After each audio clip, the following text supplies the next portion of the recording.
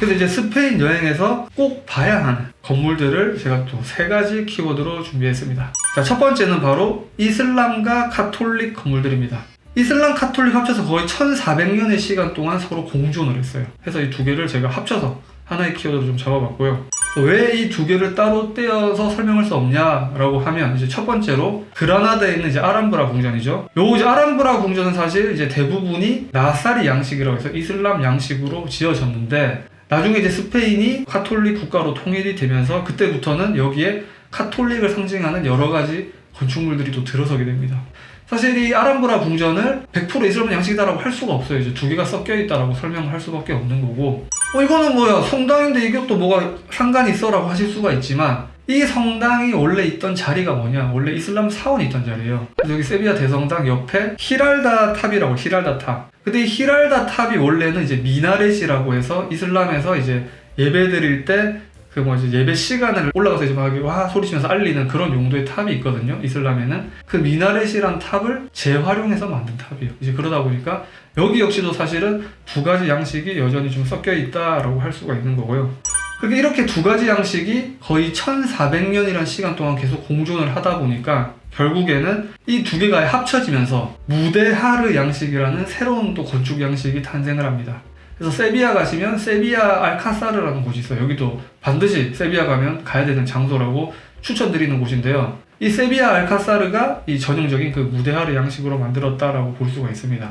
두 번째는 이제 빠질 수 없죠. 가우디. 스페인 가서 가우디 건축물 안 보고 오시면 사실 뭐 스페인 갔다 왔다라고 말할 수가 없을 정도로 너무 유명한 건물이다라고 생각이 드는데요. 이분이 이제 가우디입니다. 가우디. 사실 가우디는 엄밀히 따지면 그 모더니즘 건축가라고 부를 수가 있어요. 이 모더니즘 건축이 뭐냐면 전통적인 건축 방식에서 좀 벗어나서 새로운 스타일을 당시 추구했던 건축가들을 모더니즘 건축가다라고 불렀지만, 가우디는 여기서 좀 한 단계 더 앞서 나갔습니다. 그래서 스페인에서는 가우디아노라고 해서 가우디만의 독특한 하나의 또 양식이 있었다라고 또 표현을 하거든요.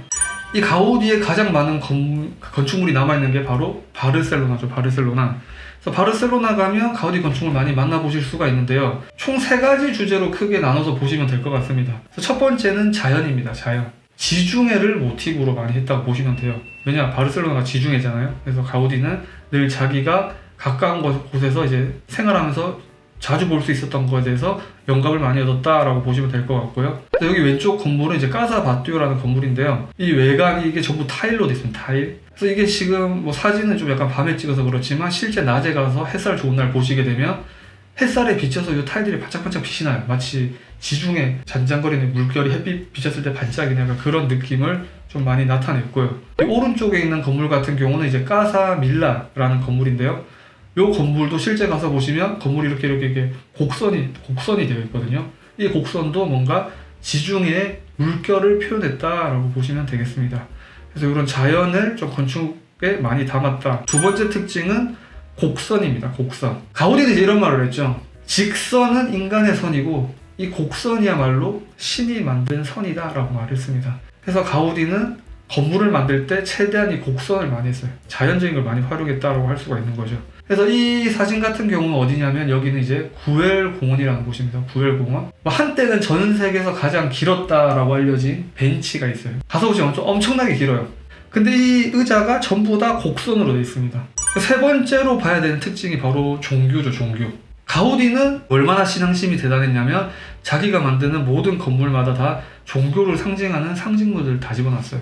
일단 뭐 왼쪽에 있는 이 건물은 이제 사그라다 파밀리아, 성가족 성당이죠. 이거야 뭐 이제 성당이니까 이거 뭐 말할 것도 없고요. 두 번째, 아까 봤었던 우리 그 구엘 공원, 여기도 이제 위에 보시면 이렇게 이제 십자가 360도 어디서 보더라도 십자가로 보이는 이런 독특한 십자가를 넣어놨고요. 아까 봤었던 까사 바띠오, 여기도 이제 똑같은 양식의 십자가를 넣어서 그런 자기의 종교심을 표현했다. 뭐 이뿐만이 아니라 굉장히 다양한 부분에 그런 종교를 상징하는 것들을 넣어놨습니다.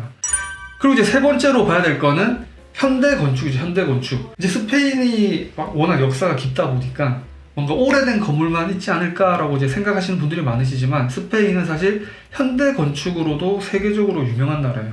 발렌시아라는 도시에 가시면 있는 과학도시 건물입니다. 이 건물 같은 경우는 이제 스페인을 대표하는 현대 건축가 중 한 명인 산티아고 깔라트라바라는 분이 이제 만든 거예요. 지금 보시면 여기 이제 잔잔한 물이 있고 이 물에 비춰봤을 때 이 건물 뭔가 어떻게 보이세요? 동그랗게 보이시죠? 약간 뭔가 눈알처럼 보이지 않나요? 실제 그런 뭔가 눈알을 형상해서 만들었다라고 알려져 있고, 여기 건물도 보시면 이렇게 물에 살짝 비쳐 보인 모습이 뭔가 물고기처럼 보인다.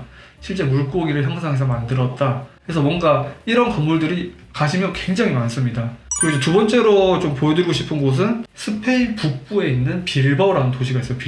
빌바오 가시면 이제 구겐하임 미술관이라고 있는데, 요거 같은 경우는 이제 그 프랑크 게리라는 분이 만든 거예요. 그래서 이걸 왜 만들었냐면, 원래 이 빌바오가 제철소로 굉장히 유명했습니다. 제철. 근데 이제 뭐 한국이라든지 이런 곳에 뭐 포항 뭐 이런 데서 그 제철소가 막 발전을 하면서 여기가 제철로 죽게 돼요.